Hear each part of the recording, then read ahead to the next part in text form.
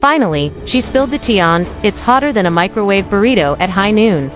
The View has always been daytime TV's ultimate cage match, microphones flying, debates blazing, takes sizzling, and enough drama to power a small city. That's exactly what drew millions of viewers and crowned it the heavyweight champ of talk shows. But in a no-holds-barred chat with Allison Schnack, Candace Cameron Bure pulled back the curtain and let us peek behind the chaos. Her insider scoop sheds light on why some commentary feels like it was crafted by a bewildered parrot. Today, get ready because we're diving headfirst into every wild, chaotic detail. Not wrong, because I don't know too much about The View, but I've seen definitely like some controversial clips online or on YouTube. Yeah. That's a primarily liberal audience. Oh yeah, it is. That whole show started and it's called The View because it's supposed to be 5 different viewpoints. Yeah. Yeah, it's pretty much one viewpoint. That's what I picked up. Yeah, there's usually like one token conservative. So I was that conservative for 2 years on this show. But going into it, you knew that you were going to be that kind of token target. Yeah. Right. Let's set the stage. Candace co-hosted The View from 2015 to 2016, back when the show was more about casual chit-chat than full-blown political smackdowns. Even then, you could see the shift happening like watching a peaceful puppy slowly turn into a drama llama. That's when the producers apparently thought, why not turn everyone on this panel into overnight political pundits? Suddenly, hot takes were mandatory, whether anyone knew what a filibuster even was. And, spoiler alert, it's only gotten more chaotic since then came Trump dropping into politics like a fireworks factory in a quiet library. His name alone guaranteed clicks, ratings, and endless media freakouts. Naturally, every talk show scrambled to keep up, and The View was no exception. The quickest route to relevance. Hop on the outrage train and dedicate huge chunks of airtime to anti-Trump rants. But here's the real question. If all that chaos was brewing, why on earth did Candace sign up in the first place? Down. Are you serious? Multiple times. That's so funny. And I was like, I know they talk so much politics on the show, and I'm not comfortable with that, so no.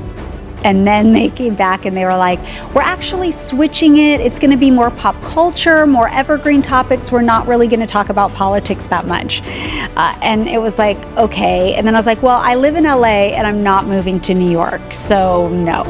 And they said, we'll fly you back and forth every week. We'll pay for the tickets every week. The biggest open door. They just kept upping the ante. Like everything I tried to say no to, they had a solution. This just proves the producers had one plan and then did a hard U-turn the moment they realized politics equals ratings.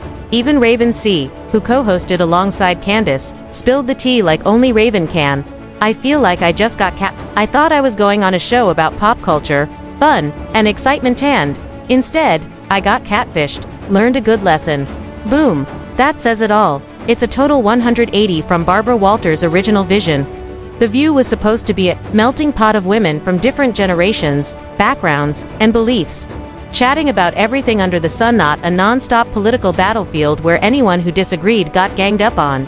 Candace didn't hold back on how co-hosts prepped for their segments either. Let's just say some of what she described would make your head spin and your sanity quietly file for divorce. Prepare for each and every episode.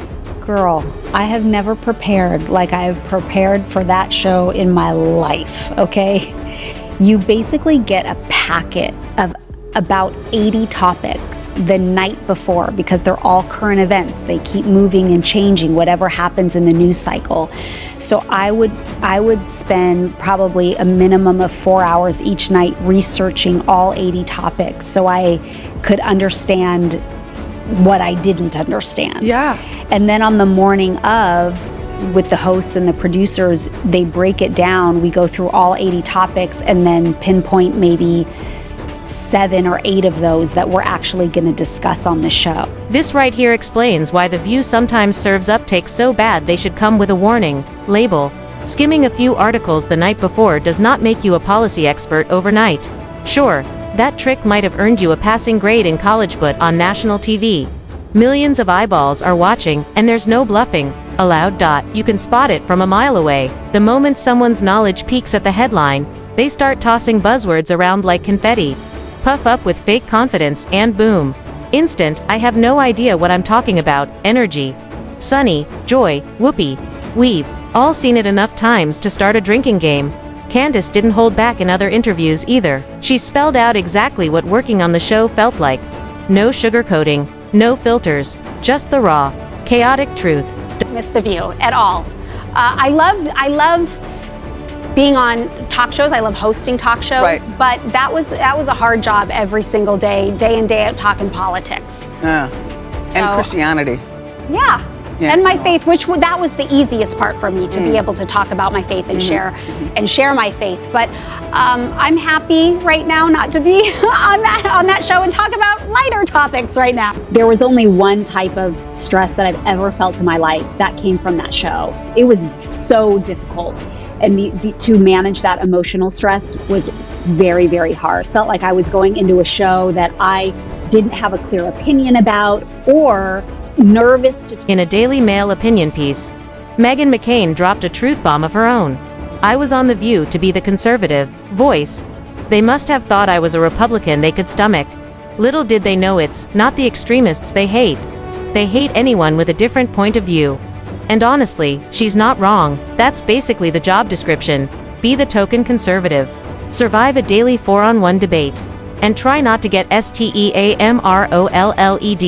The second you stray from the left's narrative, the other co-hosts swoop in with eye rolls, interruptions, or conversation gymnastics that would make an Olympic gymnast jealous. And don't forget the audience, the unofficial fifth co-host there to gaslight you in stereo. Sure, they make millions while being shouted at, but is it worth it? Debatable. Candace also spilled how she navigated this circus, and her strategy probably explains why the token conservative seat on the show flips faster than a pancake at a busy breakfast. Different reactions when you're put under pressure. So they talk about fight or flight. Like, do you fight? Are you ready to go for it? Or do you want to take off? Like, you want to hide and you want to run? And I would say I am a flight person. Really? I don't love conflict. I'm not afraid of it. I like resolution. So I'm always happy to have the discussion because I like directness and I like resolution. But I'm not like... My gut reaction is not to fight with people. I want to take a hike. So with that, I think my disposition helped me in that when people really come at me, I don't get super riled up. Like, I don't put on... No one could survive a full episode with Joy Behar and Sunny Hostin screaming over you nonstop, armed with nothing but recycled hot takes and dramatic hand gestures. Honestly, though, they might be the real reason the show won't last forever. Are they secretly sabotaging it, or is it just part of the chaotic charm? I'd love to hear what you think. Jump into the comments and let's hash it out. And hey, if you want your friends to get their coverage from an independent source like us, go ahead and share the video. It really does mean the world. Thanks for tuning in.